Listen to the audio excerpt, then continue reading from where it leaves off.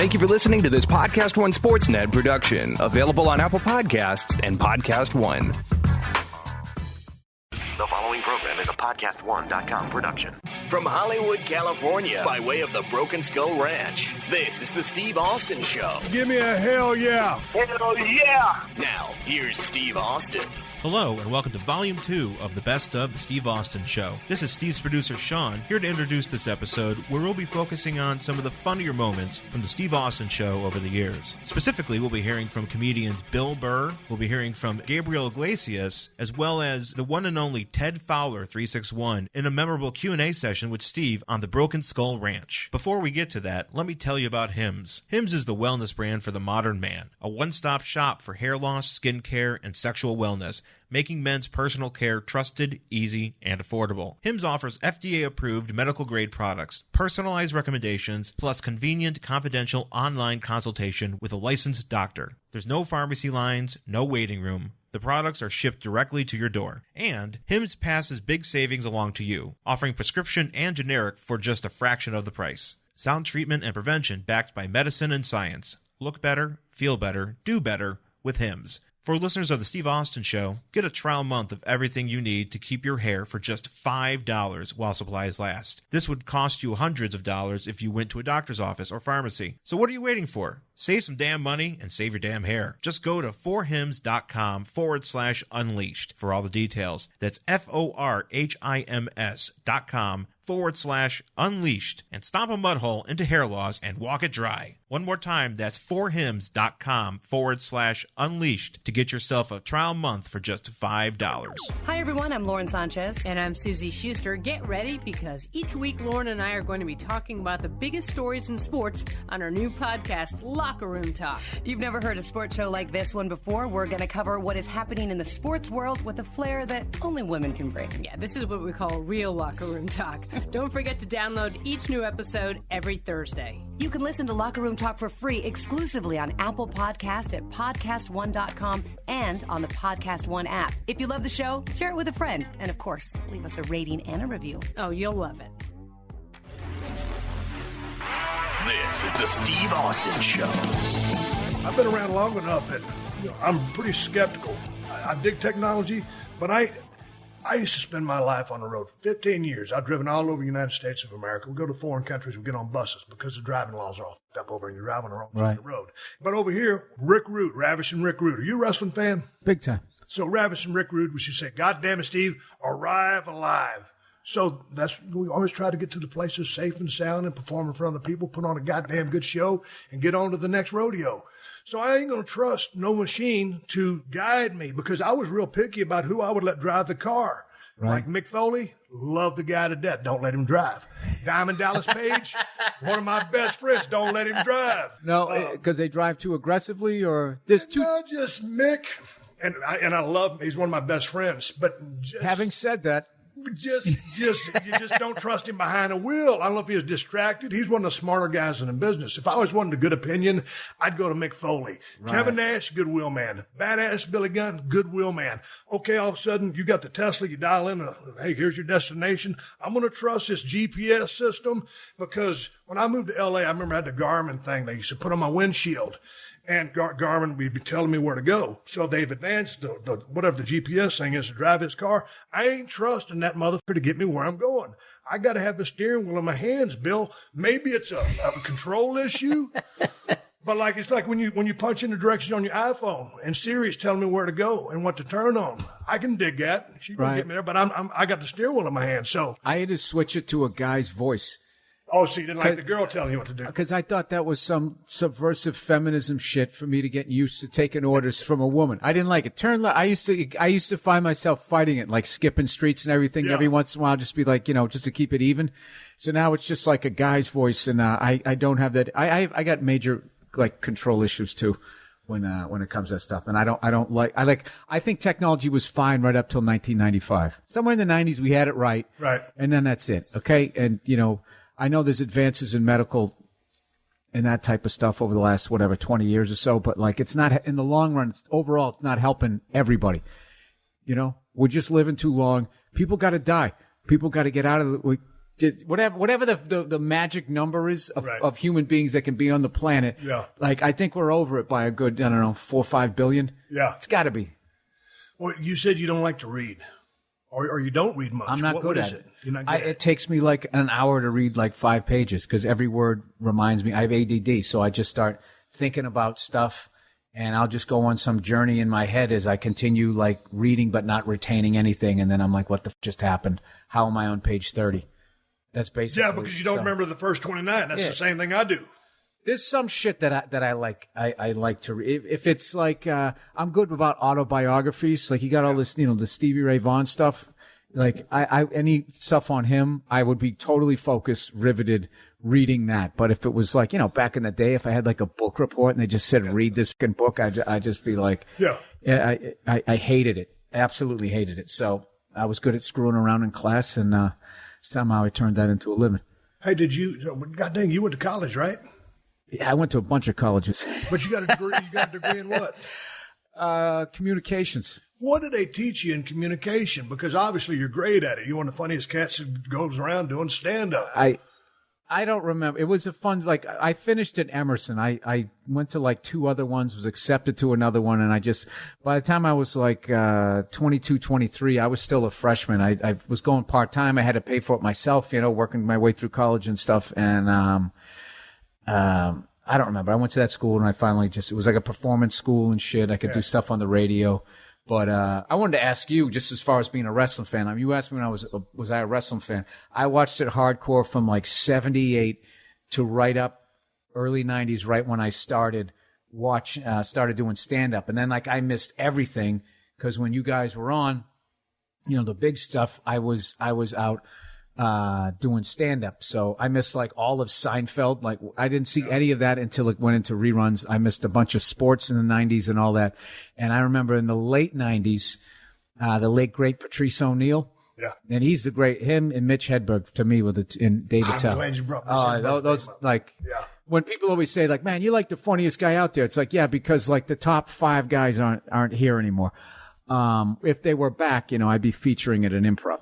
So, in the late 90s, I was living with another comic, Robert Kelly, and him and Patrice were really into wrestling, and that's when you and The Rock brought it back. And like all of what I've always admired about all of you guys, because I never understood the amount of pain you were going through, was how goddamn funny all the characters were. And I mean, all the way from like, Captain Lou Albano to Mr. Wonderful, Rowdy Piper, all of these guys. I used to watch all of those guys and just laugh my ass off watching them. And then when you guys came along, you guys took it to a whole other level. And I always felt you guys were like prolific.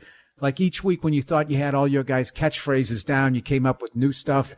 And me and Bobby would watch it, and we'd have Patrice on speakerphone.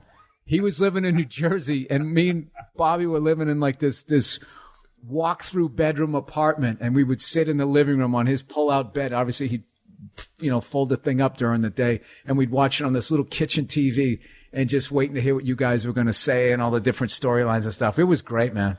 I had so much fun doing that shit, and finally I had to ride off into the sunset with injuries and stuff like that. And so, although it is entertainment, it's a rough ride in there, or can be. The best thing that happened was once they just said this is sports entertainment, then you guys could actually talk about the real pain that, people just look at, because when they were thinking, it's worked out, it's fake or whatever. But it's like, dude, that guy still has to take a chair to the head at like whatever, 3/4 speed. Do you want to do that, or jump off a top rope and land, or get slammed on your back? Like, I couldn't believe, when I saw Hulk Hogan one time, so first time I saw him was in the airport, and then I saw him when, he did the Opie and Anthony show. And I remember going like, man, I thought he was tall. I thought he was like 6'7", but like his arms hung way down to like his knees. And he said, I used to be 6'7", but after all those years of his finishing move, jumping up with the leg coming down, he lost 3 inches of height. Here's the thing about Hogan, and I always give that guy a ton of respect because he had a tremendous run. You think something so simple as just jumping up and dropping that leg. Here's a great thing about that leg. First of all, it worked. It looked good. He was charismatic as hell, had a great look. But anybody could take that finish. So when you come up with a finish in pro wrestling, you want it to be something that everybody can take. So if it's a bunch of damn, crazy toss around whirly gigs, and it's acrobatic. Right. Hey, not everybody can take that, but anybody can lay there and get a leg dropped on them. Well, my point is, when you're 6'6", you're 320, when you drop that leg for 30 years, man, it's like interest. It compounds daily, especially as you get up on it in the years. So, he's paying the price of that. Just a simple leg drop. And, there was times, dude, my finish was a Stone Cold Stunner. So sometimes I'd go to TV on a Monday Night Raw. Monday Night Raw, Bill, was like therapy for me because it was like, okay, I get all my shit out. It's we like used to take that night off as stand-up. Me, Bobby, and Priest, we would take the night off. We'd have him on speaker. I remember one time, I think he actually made the journey all the way in from Jersey just to watch it. And all three of us sitting on that little couch.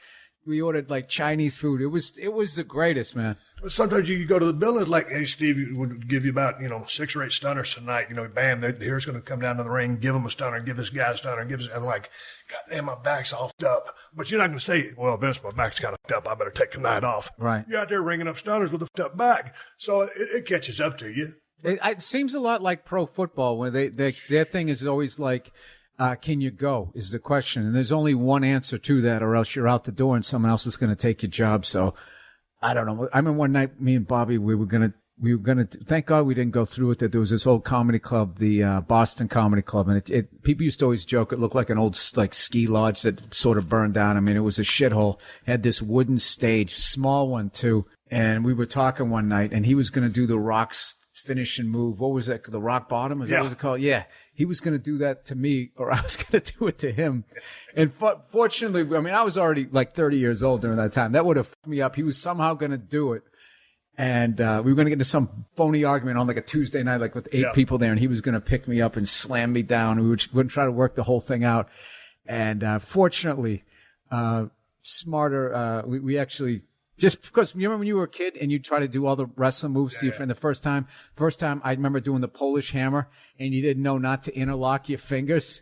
You'd slam it to your little buddy's chest and all your fingers felt like they broke off. And we didn't understand like all of those things. I fortunately had like, 3 younger brothers. So, I could, try out the airplane spin, everybody's move. But I remember the first time, one of the first 2 times I really f***ed up my back. 4th grade, this kid put me in a figure 4 leg lock because he was trying to show me how to do it, and he got me into it. And then all the kids started going nuts, and he kind of was like into the crowd cheering. He wasn't letting me out of it. So I got up to try to undo the leg, and I felt a pull on my lower back. That was 4th grade. And then the first time I messed up my upper back was Tony Atlas inspired. His finishing move was to put you up over the head. And I picked up my brother, who was about 4 years younger than me, and I went to pick him up over my head. I swear to God, it felt like my spine bent. And I got about halfway over my head. I still remember where I was at. I was in the living room. So fortunately, there was a rug because when I had to drop him immediately, he was crying because he flipped up his shoulder. So that's the funny thing. So everybody's sitting there going, yeah, wrestling's fake. Wrestling's fake. It's like, really? When I do it, I still get hurt. So. Well, it's funny because on your Twitter account, at Bill Burr, there's a picture of you and Nature Boy Ric Flair. Arguably one of the funniest dudes who ever lived. Oh, goddamn, he's hilarious, and he's my favorite pro wrestler of all time. But my point is, it plays back into your story about being in a figure 4. Bill, next time you get put in a figure 4, don't try to unlace your legs. You just roll over. You reverse the pressure. Which way do I? Either way, all you got to do is go belly down, and it puts the pressure on him. Allegedly, that's how it works. So just do you know how cool it is? 40 years later. To hear it from Stone Cold Steve Austin, this is how you get out of the figure 4. I'm going to teach my wife how to put me in it, see if it works. You go, dude. Just go get on YouTube. Go push Flair versus Steamboat, and watch him put Steamboat in that figure 4, and all of a sudden Ricky will get that crowd. He's getting that crowd, and goddamn, he's almost got him. And finally turns it over, and the pressure goes to Ric Flair, and he goes to the ropes. So now he's selling the legs just like Steamboat's selling the legs. So. There's no reason why, kinesiologically or anatomically, why rolling over would reverse the pressure. But that was the story. Yeah. So tell me about starting off, dude, because you said you got 3 brothers, right? I have 4 brothers. 4 brothers. Yeah. Okay, so were you the funniest guy in the family? Were you always funny? No, I wasn't. No, my older brother was 10 times funnier than me. Everybody I grew up in the suburbs of Boston, and I just everybody was funny. Can't explain it. There's something basically about the New York, Boston all the way down to like Jersey area, tri-state area, and all in there. Everybody's like a character. But it's just something about Boston where it's just like, I don't know, if you watch those reality shows, more times than not, at least the ones that my wife watches, those Survivors and stuff, there's always some Boston lunatic. You know, he's got the crazy accent. They're just a bunch of characters there. So I just think everybody, you know, was so funny growing up that you just sort of like absorb it. And there was all big families and stuff, and like fighting was accepted back then, and drinking and driving wasn't like, no, I used to fight. Good old days, a fist fight. Yeah, my parents, the rule was don't hit each other in the face. It was like hit each other from here to here. That was considered working it out amongst yourselves. Yeah. I remember my mother one time tried to smash a brush over my head because my brother said I kicked my other brother in the face, which was bullshit. I kicked him in the stomach. I don't know why to this day he said that. So my mother was brushing her hair. She had this big, like this 70s plastic, you know, who's the fairest of them all brush. So she turned around and smashed me in the head. And I like did that pussy duck. Basically, you put your shoulders up and go, and she caught me right in the middle of the back, right? And it would have been great for wrestling. The whole brush exploded. And my mother was like, you know, we had so many kids or just so cheap. I just remember she just picked up like the brush part. And for like the next 10 years, she was just holding the brush part. And every once in a while, I'd catch her using it. I'd just be like, you know, I would still be pleading my case going, I kicked him in it was his chest. I think that's why my brother had a bad angle. It was like a quick play at the plate or something. He had a bad angle. He thought I kicked him in the face. I didn't. To this day, I'll go to my grave denying that. Dude, the thing was, if you popped off to my mom and she happened to be in the kitchen, she had one of those wooden spoons in her hand and she got you cornered. Oh, yeah. She was going to wear your ass out with a wooden spoon. Yep. And she'd break them, and my dad just go get her more wooden spoons. So my grandmother broke one. Don't talk shit to your mom when she got a wooden spoon. That was my deal. I learned that real fast. My grandmother tried to break one over my head, but I got my arm up quick enough and it snapped. I kept messing up this rug, which she wasn't looking, a little throw rug. And she kept going like, who keeps messing this up? So it became like this game. And she went in the kitchen and she stopped real quick and looked back out and she caught me messing it up. And she, dude, turned into the devil, just came flying at me like it was a hatchet. Yeah. And I just put my arm up. It was really weird because I only saw her a few times a year. So it was kind of like a stranger coming at me. And it snapped over my forearm. And then she just went, wow, that's the end of that spoon. And that was it. Went out and bought another one. My other grandfather used it to, you remember the 70s refrigerators? We had the side-by-side. He couldn't handle the fact that we just kind of went in there and got something to eat whenever we wanted to. So he jammed the thing in there so we couldn't open it. So we were sitting there starving. Just an ornery guy. What? Just jerry-rigged this thing. We couldn't get anything to eat. Okay, so we're going back to your stand-up deal because on, and researching, it says you started in 92. Yep. But you probably you were testing shit out before then. What makes you decide to just turn pro and start in 92 on the stand-up career? There is no turning pro as a comedian. It's just, you just get thrown in the deep end. It's not like you can't like try out material. It was a talent contest. This place, Nick's Comedy Stop, which still exists, which is crazy because I've been doing it for 24 years, that the place that I stepped on stage first still exists. Nick's Comedy Stop had a contest, Find Boston's Funniest Comedy Student. And it was just basically, you know, a big hype thing to get a bunch of college kids in there drinking, watching their friends go up and bomb. And I saw it and I just immediately called the number before I chickened out, before I really had to think about it. I do remember vaguely sitting down trying to write material, and you're just sitting there going like, how do you do this? Like, I've always been funny in class, but funny just happened. You just sort of improv in your whole life. Like, you know, you see something, you make a joke, you make people laugh, you throwing shit in or whatever. But now I'm going to sit down and artificially create this moment. Like, how do I get to the funny and stuff? And, that took a while. Definitely took a while. But is that like, I would imagine it's just like some of the guys, I watch history of the Eagles. Were you a big Eagles fan? Yeah, I worked in a warehouse, so they played it. It got to the point they played them so much that there was a few groups that I had to take like a decade break from. Right. They were one of them. Zeppelin. Yeah. The Eagles, Crosby, Stills, and Nash. We had like classic hits on. There was the guys who worked in the warehouse also played in a band, and they played a lot of that classic rock stuff. So they listened to that. WZLX was what it was, and they played that shit from like 9 a.m. till 5 p.m, and it got to the point of like, I can't listen to this stuff anymore. Yeah, I can get you on the decades off stuff because they hit them so hard for so long. I need a little break myself, and listen to how those guys learned how to start writing songs. it was an interesting process. So here you are, you're coming out of communications, you get on the stage, you're going to write this, your first gig. I was not communicating. I know.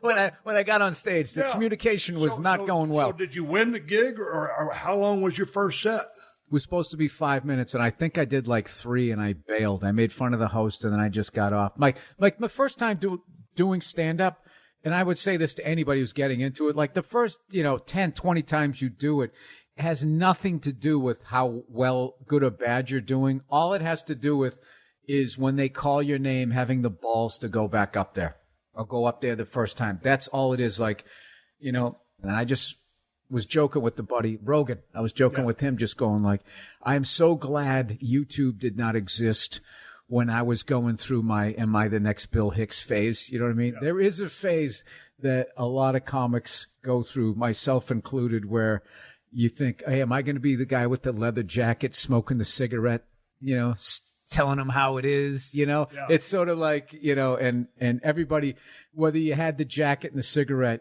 kind of tried that hat on for a minute. And thank God, I know they exist somewhere. The footage is on a VHS tape somewhere in the back of one of my closets, but it'll never see the light of day, right? But when so you hit the stage and all of a sudden you start getting booked. I mean, what's the dues paying process? Are you working another job on the side? It's a lot like when I read books on I've read all you guys' books. Like one of my favorite ones was Ric Flair, To Be the Man, You Got to Beat the Man. I own that in hardcover. Like I read all of those things. And the stuff that I related to the most was the dishonest promoters and being in a car with another performer and laughing and joking and having beers afterwards. But obviously the level of physical pain and the shit that you guys went through is way beyond. Our stuff is more like just absolute humiliation. Just like, there's still sometimes like I will think about stuff that happened to me when I was on stage. It always happens when I'm in the shower. I don't know why. And it's just some of the, like, where I just got so owned by a crowd and had no comeback, and just how embarrassed I was. And there's always friends in the crowd when it happened. Every once in a while when those memories come up, I literally have to like shout it out of my brain. Like I'll just be in the shower and my wife will be down the hall and she just hear me just go like, oh. And then she'll be in the kitchen going like, are you okay? I'll be like, oh yeah, so I just, my back. All right, let's take a quick pause for the calls and get big ups to TrueCar. Now, if you're looking to buy a car, you're probably familiar with terms like MSRP. You might even know what it stands for. But what does it actually mean? The same goes for invoice, list price, and dealer price. Hey, it's enough to confuse anybody. All you're really looking for is a price that actually means something. Introducing True Price from TrueCar. Now you can know exactly what you'll pay for the car you want, including fees and accessories, before you even get to the dealership. TrueCar dealers will show you the true price on cars like the one you want, all from the comfort of home. And how do you know if your true price is a great price? Because TrueCar shows you what other people paid for the same car you want. And your certified dealers know this, so they set their true price competitively so they can win your business. So when you're ready to buy a new or used car, visit TrueCar to enjoy a more confident car buying experience. Some features not available in all states. Hey, you're also going to need car insurance for that new vehicle. Go to geico.com and in 15 minutes, you could be saving 15% or more on car insurance. That's right. Save hundreds of dollars on car insurance at geico.com. Extra money in your pocket? It may just be the most rewarding thing you do today. Hey, this is Jordan Harbinger. I used to host the Art of Charm podcast, but now it's time for something new. The Jordan Harbinger Show. Did you know you can be entertained and actually get a boost in your life at the same time? On this show, we dig into the superpowers of the world's most interesting thinkers and top talents. Then we deliver them to you right into your ears. But I get it. We're not all superheroes. That's why we give you their blueprint so you can live what you listen. After 1,000 interviews, learning 5 languages, and getting arrested in a country that doesn't even exist anymore, I'm now more ready than ever to introduce you to The Jordan Harbinger Show. Listen free to The Jordan Harbinger Show. Available on Apple Podcasts, PodcastOne.com, and the Podcast One app. The Steve Austin Show. The Steve Austin Show. Steve, have just half of a shot of JD. We killed a whole bottle of Patron. Now see, this is no, stop. I'm about to lose my motherfucking temper here. You roll into my crib with the gang. A gang is two white guys and a Mexican. I don't give a shit how many white guys and a Mexican it is. It's not a gang. It's all white people. It's a fraternity. You roll up in a 300 with gold wing doors. It's a gang. And now you're forcing me. I know there's nobody physically touching me, but you're forcing me to drink tequila and Jack Daniels. I love the fact that you're telling your audience that Gabriel Iglesias, the fluffy comedian, is forcing you to drink. I mean, I'm one of the most famous beer drinkers in world history, a global icon, in fact. Yes, you are. And I'm being forced to drink by a young whippersnapper comedian named Gabriel Iglesias.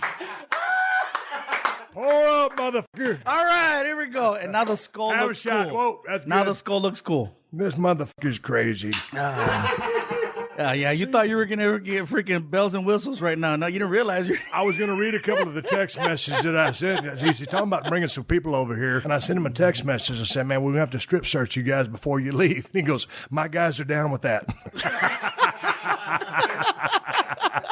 Oh, you don't even know. Hey, Steve. Jay, that true story before we do this shot. I called DDP a while ago.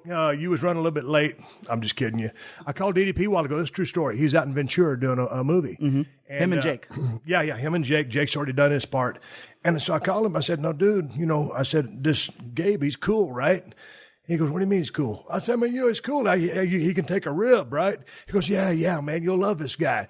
So, I had some, material for you. I was going to put the real Pete Flamingos out there and just some bullshit. I didn't know what kind of guy you was. And you show up with all this swag, merchandise, alcohol. I'm like a kid in a candy store. Swigging Jack Daniels for the working man. Oh, the crazy part is I got a show in about 6 hours, Steve. Where are you working tonight? Ontario, here in California, and it's cool. I'm doing a show tonight called Fluffy Fan Appreciation Day, and I'll do this about 4 times a year, where I'll either take 500 people to breakfast, I'll do a free show, I'll take people to events, because I'm very lucky. Money is not the issue. I'm good with money, but you can always use more fans. You can always give back. You can always show people your appreciation. And so I do this Fluffy Fan Appreciation. Like I said, I'll take people to breakfast. And tonight is, I'm doing a free show. I'm doing a free show for people out in Ontario, California at a comedy club where I first started off doing stand-up. And so, the first 400 people that show up get in for free.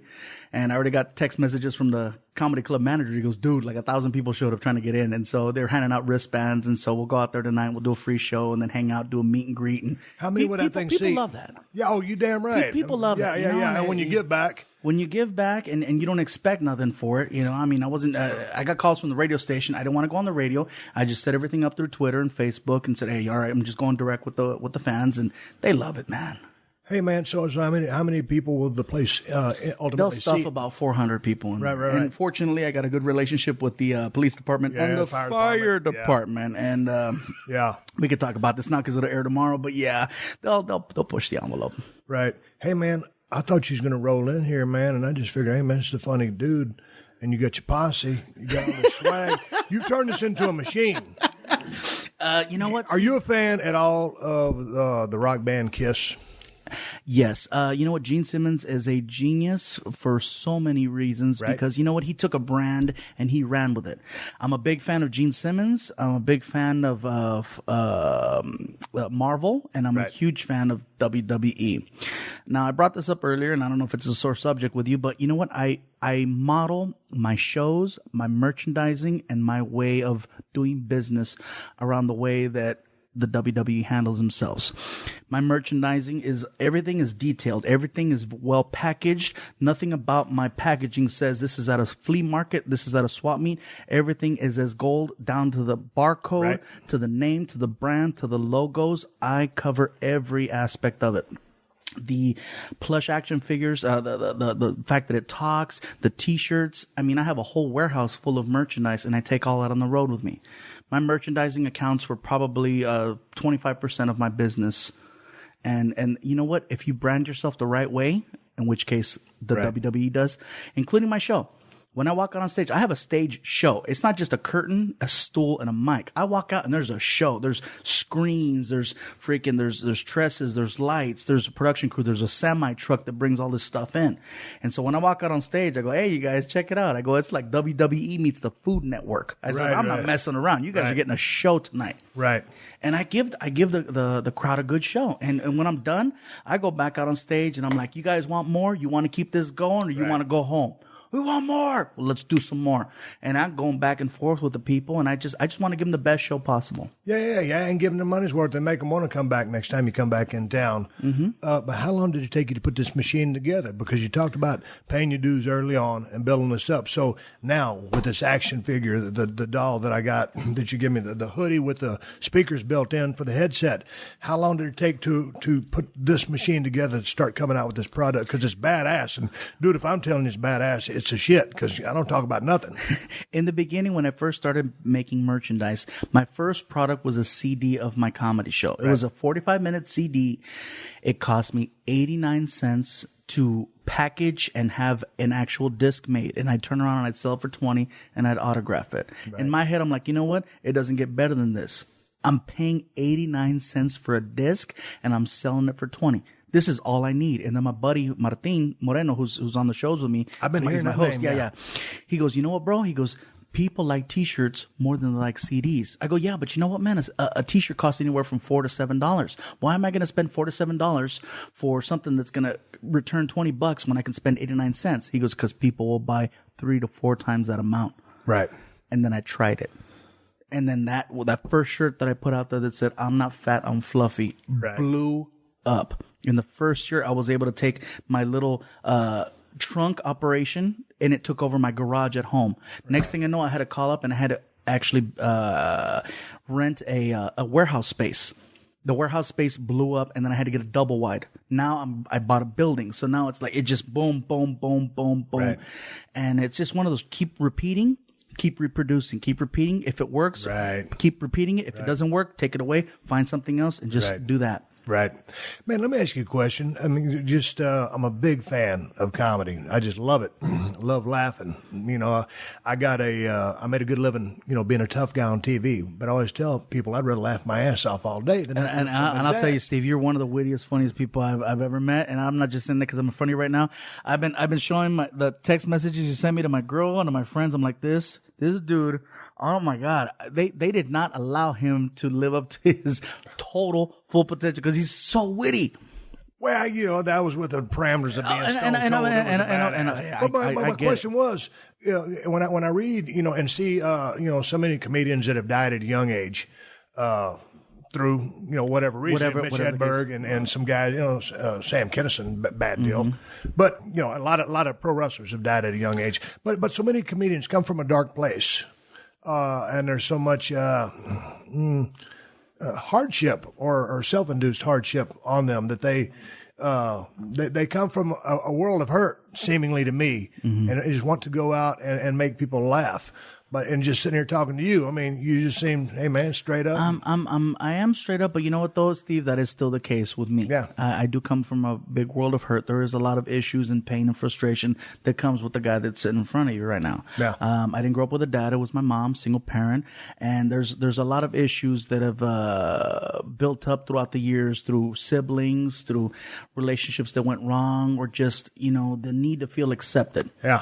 Ultimately, when you become an entertainer of any type, there's a certain need that you want to be accepted, you want to be loved, you want to be appreciated. Maybe it's not something that you got from school or from your siblings early on in life, or from your parents.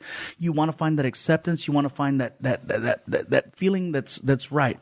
When I go out on stage every night in front of people and they're laughing and we're going back and forth, that is the greatest feeling in the world. It's the greatest feeling in the world when they laugh, when they cheer, when they roar. And then I get off stage and I'm in a green room in the back on a couch by myself, and I'm sitting there and I'm like, you know what, this is such a fucking lonely feeling right now. I wish I was back out on that stage where everybody appreciates you and wants you and it cheers for you and makes you feel great. Talk about the come down when I would go out there in the glass break, you could be having the shittiest, day of your life. And like, goddamn, I'm tired of being on the road and this, that, whatever's going on. All of a sudden that glass breaks and people go, shh, crazy. It's like, shit's on, man. I don't give a flying how bad a day I got. This is my time right now. Go out there and raise hell with a guy in a squared circle, 20 by 20, and taking them on a ride, telling a story of a bald-headed guy with a goatee and black trunks, black boots who's pissed off and laying down whoop ass in the ring, but telling a story and entertaining, and many times we'd go, off the air or dark, after Monday Night Raw and go back out there and entertain those people like you were talking about and give them their money's worth, but just, wanting to get that feedback from them. It's such an amazing feeling when you're back, in the green room or the backstage or you're in the locker room. It's just the satisfaction from that is so great. People cannot truly appreciate that until you're doing it. People don't totally understand that. Like the level of acceptance that you get, it's like a drug. But the adrenaline spike. When you go out there and you start your show, versus, or along with my glass shattering, boom, there I go. But then, and that is what it is. And it's satisfaction on every level that you can imagine. But then when you go back, that's when everything stops. And it's like, okay, dude, chill out. First off, just cool down, take a shower.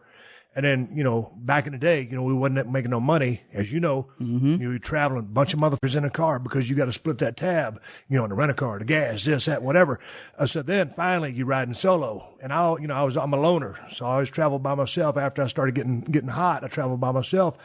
But then it was the come down. How long does it take you to wind down after a show is my question, because you're coming off an adrenaline spike. You accept it. I mean, because I come from, I was a shy kid coming up. So, middle class family, no hardships, no whatever, but a shy kid. But all of a sudden, there's everything. I'm stone cold. I finally made it to the top of that goddamn mountain. And now it's the come down and you're just riding down the road. And back in, this is back in the day when you could drive down the road and drink a beer.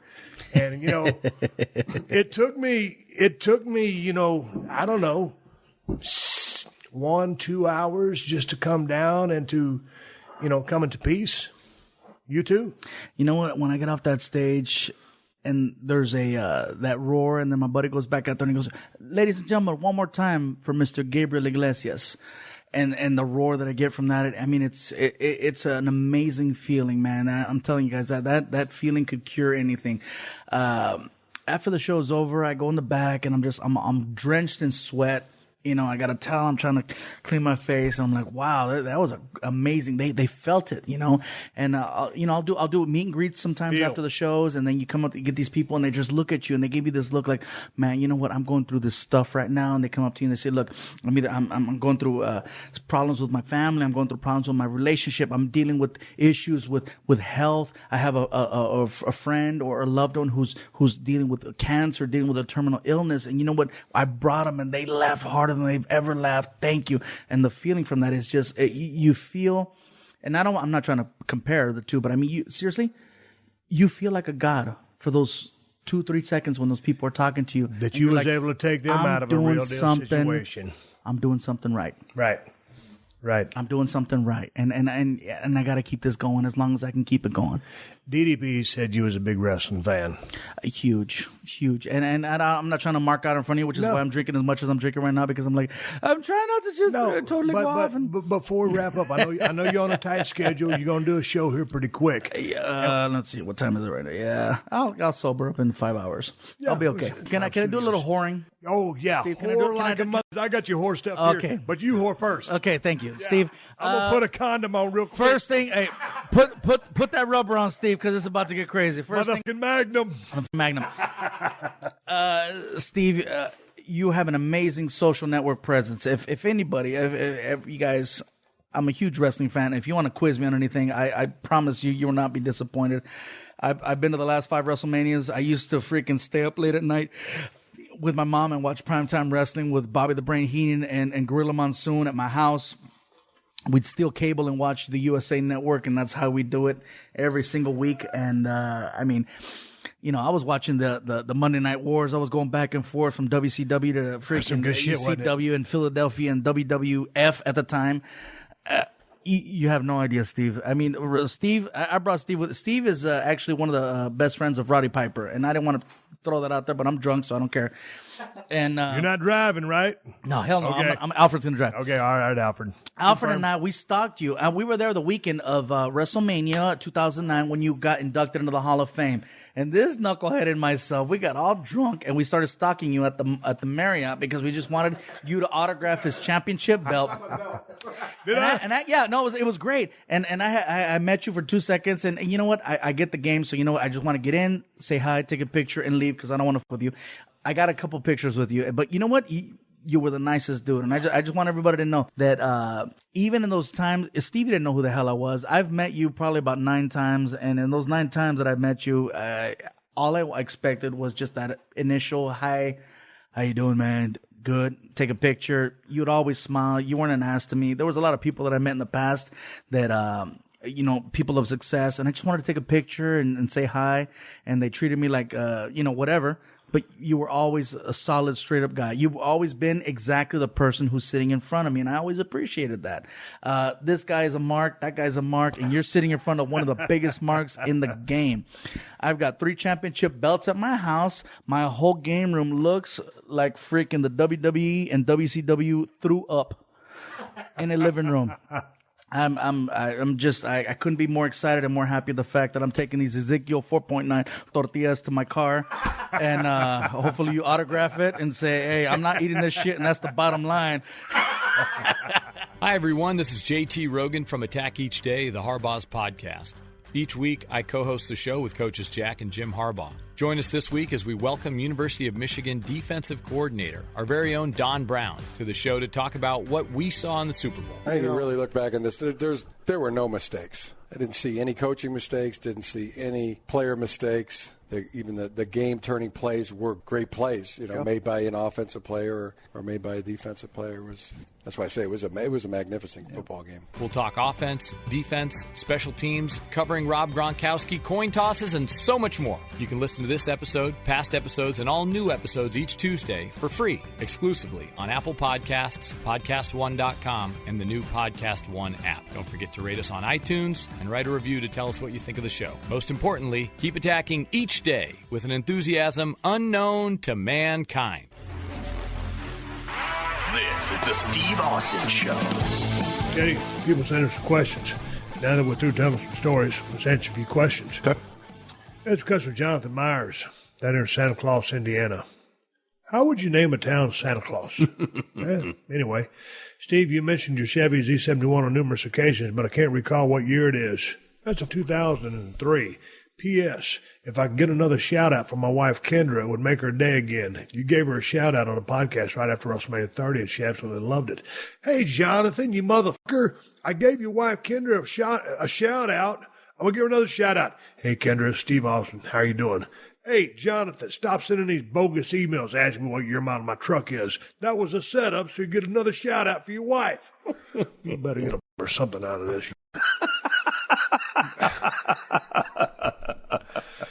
Teddy, yep. Next time you and Teddy are answering questions, here's one I don't think you guys have ever answered. Teddy talks about playing golf sometimes, but has never said what kind of clubs he plays. So, Teddy, what's in the bag? You know what? My driver's a TaylorMade, like an XI4 or something like that. Hell, I don't even know. And the clubs I've got are just a Ping knockoff that I had made for me, custom length. Yeah, but I don't shoot a name brand. No. So you ain't swinging no high dollar club? No. I brought my first set of clubs. I was living out there in Douglasville, Georgia, at a garage sale. I was pretty goddamn good. I remember, I think the best score I had, I shot a 55 on a 9-hole course. I thought I was on fire. I just thought I was on fire. Of course, that's not worth a shit. But for me, at the time, it was. And then, a few years later, I gave up golf and haven't taken it up yet. Again, I like to go out every now and then and just go to the driving range and knock the dog shit out of a few of them. But, hell, I get there about a bucket of balls maybe, and I'm done bored and ready to move on to the next thing. But, when you crack a good one, oh yeah, and finally that son of a bitch doesn't slice right or hook left and just goes straight, just a screamer. Like Adam Sandler would hit in Happy Madison or whatever Happy Gilmore. Happy Gilmore. Happy Madison's is his movie company. Right. Goddamn, when you hit with those screamers, that's fun. Oh, yeah. And just the feeling. Kind of like when we were shooting that gong that you bought me the other day. Right. That metal silhouette target. It's the same feeling. Well, dude, I got that tee box at the house. You know what I mean? I get a kick out of, I've got 2 5-gallon buckets full of Callaway X-Out range balls. I got drunk and bought them off of eBay. You can get 300 used golf balls for $50. Throw them out on that, tee box I made and hit them over the water. I got a couple of flag sticks, 2 different distances. Got one of those little pickup deals, so I don't have to bend over and pick them up. I just walk around there and, scoop them up. And I get a kick out of that, take a couple of beers out there and hit, 100 golf balls and go back inside the house. See, dude, if I would just do it at my crib like that. Yeah, that's the thing. I could sit out there and run for a long time. Yeah, same thing with shooting my bow. I can just walk out the back of the house. And I've got, Mackenzie target, got hay bales, all that stuff there. And I can just, fling either my compound or my crossbow, do whatever, turn around and go back in the house. Yeah, but I mean, if you got to drive somewhere to go do that, no. See, here's the thing. Back in the day when I used to play golf, in my outlaw days, I'd go to the range and I'd pick up a bunch of red stripe balls. I'm that guy. Global icon and a national treasure. They put that red stripe or whatever color stripe they use on those golf balls to mark them as range balls. And so, everybody out there playing with Nike or Taylor or whatever the golf ball names are. Right. Hey, man, where's my ball at? What are the brands? What are the brands? Titleist Pro V. I shoot a Nike. Yeah. But there's Callaway. There's all the good shit. And it's Steve, is this Taylor yours? No, might as well the red stripe. Man, it's a range ball. I don't give a fuck. It's my ball. I picked it up. It's my ball. That's what I'm playing with. And see, man, it don't make a shit whether I'm hitting the highest dollar golf ball or the range ball. It's going to go to the same place, wherever the fuck I hit it. That's the ball you use when you're teeing off over water. You're not too sure if you can make it, and you don't want to sink, a $7 ball. Yeah, for your first shot that you'll claim as a mulligan if you don't make it. So if you make it, then you put your Taylor back down. Yeah. You invoke the lift, clean, and replace rule, where if your ball has an impediment on it, a spot of mud, you can pick it up in the fairway, wipe it off, and that's when you do the old switcheroo. You take the range ball out of play. Dude, the golf ball, same thing with the pool cue, the golf clubs, it's the same shit, man. And see those guys walking into the pool hall with their little case, screw the cue together, and probably about $500, $1,000 in that cue, I don't know.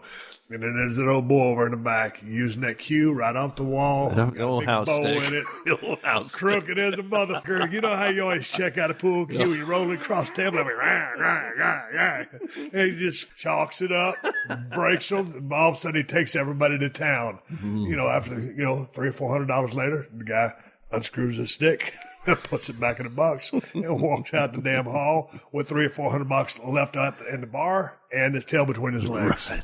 Dude, that's one thing we haven't done is shot pool. I don't think we've been anywhere with pool table. Dude, you don't want to be anywhere near me with the pool table because if you beat me, I will hit you with the pool cue. There's an ongoing story out here because I got one of those arcade dartboards out here that rings up the score for you. And I had that thing a long time ago. It's still here, but I gave it to Ted. And I said, shit, man, you got a dart game? Because I thought I was pretty good. And he goes, yeah, I played a time or two. I'm fixing to kick this motherfucker's ass. And that son of a bitch proceeded to strum me like a 6-string guitar. Boy, I was madder than a goddamn hornet, drunk on top of that. I thought we was going to go to fighting. We'd shake hands after every goddamn game because you got to be good sports about it. But I never forgot it. And so this year I gave Ted the dartboard, and I'm just waiting for him to take her home. tried to rope me into playing the other day. My nephew was out here the other day. Ted tried to get me to play the other day. He got to poking my nephew Neil, who was out here. And Neil came up to me and goes, Uncle Steve, what about that dartboard over there? He goes, can we play tonight? I said, no, man. I said, and Ted was over there kind of not looking so he could see if I was going to get roped in. Man, I was way too smart for that shit. I said, Neil, that's Ted's dartboard. If you want to go play darts with Ted, go ahead. I said, I ain't got nothing to do with that muffin. Remember the deal early on in the season with the zip ties? Remember that? Yeah, you said you can take all them zip ties with you when you take the goddamn dartboard. I didn't know how to jerry-rig a zip tie. You can't even explain that on the podcast. No. Let's move on to another question. God damn it. Steve, I hear you mention you don't sleep well. I also struggle with having a good night's sleep. Do you or have you tried any natural sleep aids? What do you feel up to snuff during the day? Caffeine, supplements, etc., or you just used to feeling tired? Zach in Minneapolis, Minnesota. I ain't never tried too many things as far as natural sleep aids at work. Quite frankly, I prefer prescription grade. I do require a prescription pill to go to sleep. I'm like a light switch. I'm either on or I'm off. As far as feeling up to snuff during the day, hey man, when you've been beat up for 14 years, hitting the head with steel chairs, and you wake up, that's going to be a good day. So I drink my 2 cups of coffee. It's not like I need a bunch of amphetamines and sniff glue to have a good day. I don't really feel tired during the day. There's a period of the day about, 3, 4 o'clock out here just because of the schedule we're on. I like to take a little 30-minute cat nap. But, no, man, I'm good. Melatonin I used to be a big fan of, but it doesn't really work for me anymore. But it is what it is. I'm used to it. I've been doing this shit for 52 years. I got it down pretty good. Tell you ain't got no sleep problems, do you? No, dude, I sleep like a baby.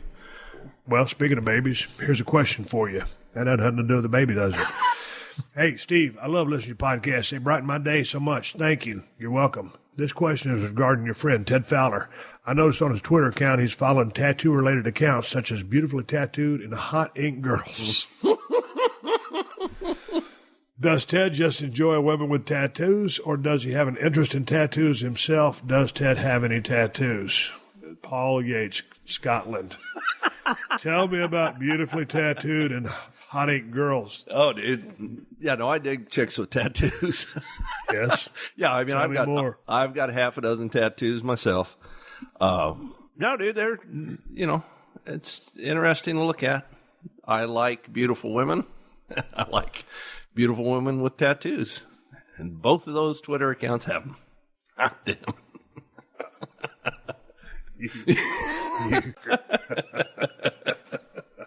Dude, I gotta keep on top of my game. I'm trying to find another goddamn email. Well, that was out of left field there. Casey Daniels, best way to avoid a hangover, stay drunk. Love it. Casey, that's a shoot. I ain't lying to you. Here's a question. Hey, Steve and Ted, I was listening to the show the other week, and you mentioned some of the awful films that you've done. But The Condemned is one hell of a film, and you're a bona fide badass in it. But what's your condition to Michael Jai White? Were you friends before your films? Oh, and Ted, I don't know if you're involved in much woodwork, but what, in your professional opinion, is the best finish for a raw pine or a pool cue case, i.e. wax, varnish, etc.? Love the podcast. Keep up the good work. Lay B from Nottingham, UK. First of all, The Condemned was a badass movie. And yeah, I was pretty much a rock star in that movie, and I'm blowing smoke up my ass. Yeah, I could have done a couple scenes better, but what the fuck is my first movie? As far as Michael Jai White goes, man, I've been a Michael Jai White fan for a long time, just as far as his martial arts skills. Michael is one of the smartest people you'll ever work with. Tells stories all day long, very charismatic, and very knowledgeable in many fighting systems. So, man, he's just a badass dude. But you're right, The Condemned. I got robbed that year for best actor and best film. Teddy, what's the best finish for raw pine? Like if someone's going to make a pool cue case or whatever, they're saying like i.e. wax or varnish, etc. Remember those little jewelry boxes that I made? Yep. And I was making, and I'm still am making with a crazy wood. I like to stain them, and the finish that I like to use is a hand rub wax made by Minwax. You know, you rub it on, rub it off, that type of deal. And then I will take an orbital buffer and buff that wax off so it's not sticky, it's not tacky. Man, that finish, you're not going to scratch it. Doesn't show fingerprints. Easy to maintain, and it's not glossy. It doesn't shine. I hate wood that is real super shiny like that. Okay, with that being said, and you're still making these boxes, why don't you make an eBay account and sell them motherfuckers on eBay? Dude, why don't we go dove hunting tomorrow? I ain't got time for that shit.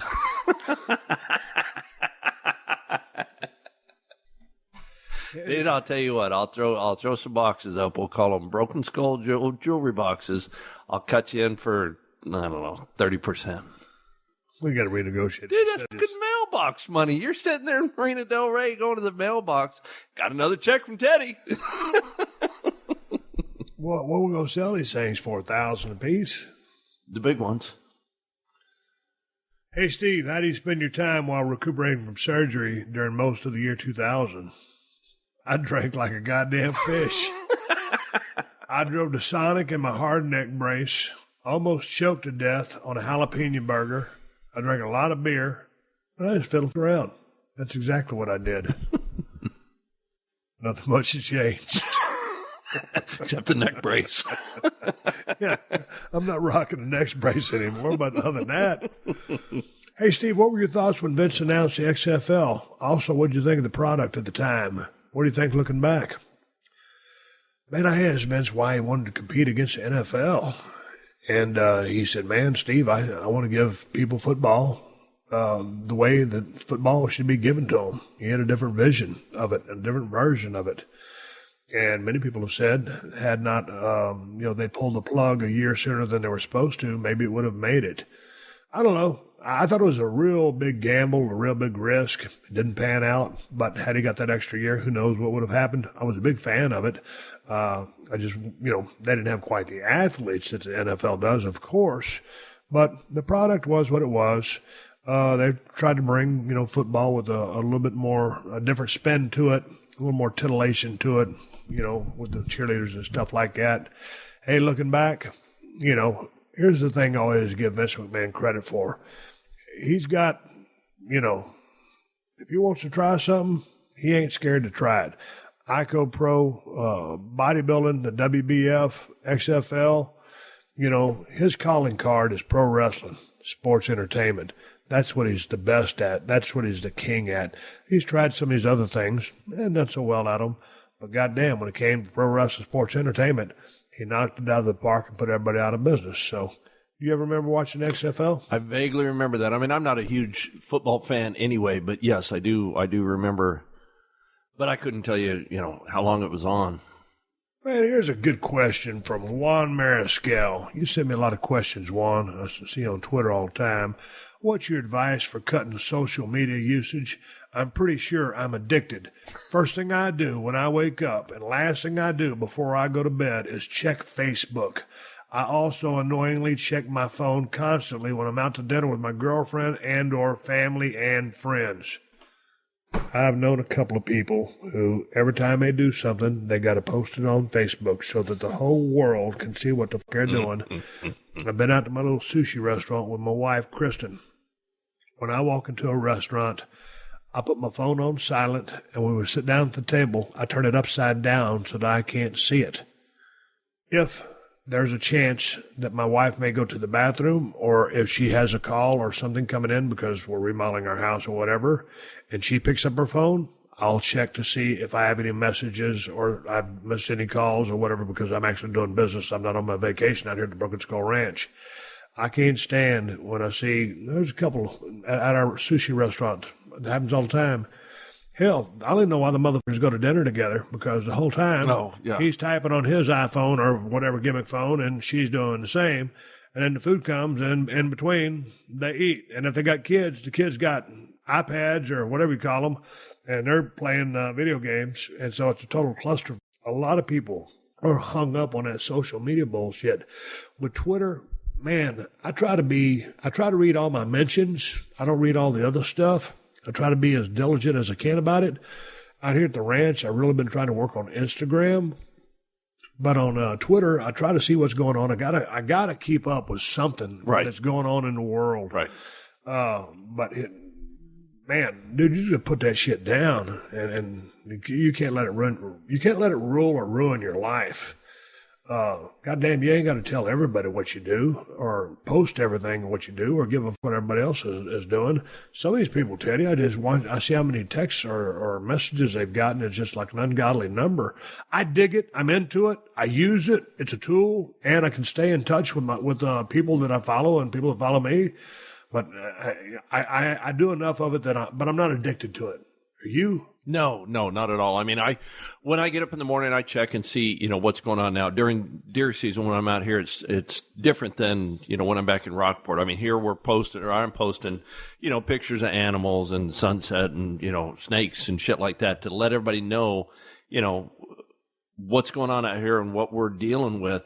But once I go back to Rockport, then it's just mainly, after the work day. I mean, I don't screw around with that shit. I mean, I may post a picture or two if I'm at a job site, if something happens, like when I, ran that screw through my shoe and, the shit about the hard hat. But no, I'm not addicted to it. I'll check it at night. I try to respond to people when they ask me questions, legitimate questions about, shit that goes on out here in construction. But I'm not addicted to it. But dude, But that being said, social media has changed the lives of a lot of people. Oh, absolutely correct. These motherfuckers just walking down L.A. in any town USA with their face glued to the phone. They got to put something out there, get a response, instant validation. It's really strange. I like social media, but man, and you want to stay on top of it because you're always spinning the next thing. Man, I take it for what it is. It's a tool, but dude, here's the thing I don't get. And Kristen kind of halfway broke it down for me, but the selfies that people post, just one after another, after another, after another, after another. I mean, dude, I don't get that part. I mean, are you trying to get modeling gigs? If so, I would think you would be with an agency of some sort, or that relentless self-promotion is, I don't get it. Hey man, but to me, if I was on the single scene, and all of a sudden, hey man, I asked this girl to go out and maybe we go out to eat, and all of a sudden I'm sitting across from her table, and she's on her damn phone the whole goddamn time. What I'm thinking is, well, this is about the last time this shit's going to happen. And vice versa. Well, I wouldn't be stupid enough to do this, but if I was to take my wife out, and I just sit there and I'm on the phone the whole time, boy, I tell you what, I'm going to hear about it later, or I'm disrespecting my wife, and it's just not polite and not proper etiquette, and so I don't do it. Dude, separate checks. You go out with a girl for, a dinner, like me. Take a chick out and she's fiddling around on her phone the whole time. Jesus, I'm out. Hope you're, contact an Uber because I'm out of here. Jesus. The Steve Austin Show. The Steve Austin Show. Thanks again for listening to this best of edition of the Steve Austin Show. Check out Steve on ProWrestlingTees.com. Go to ProWrestlingTees/Steve Austin to check out all the shirts Steve has worn on previous seasons of the Broken Skull Challenge. And if you're thirsty, check out the best damn IPA on the planet. That's Broken Skull IPA at El Segundo Brewing Company. You can get Broken Skull IPA at Whole Foods and Total Wines if you live in California. If you're not in California, check InsideTheCellar.com and see if they ship to your state. And be sure to support all of Steve's sponsors at PodcastOne.com. Just click on the Killer Deals button at the top of the page, and then click on the Steve Austin Show banner. Thanks again for listening, and we'll catch you on Tuesday. This has been a Podcast One production. Download new episodes of The Steve Austin Show every Tuesday at PodcastOne.com. That's PodcastOne.com.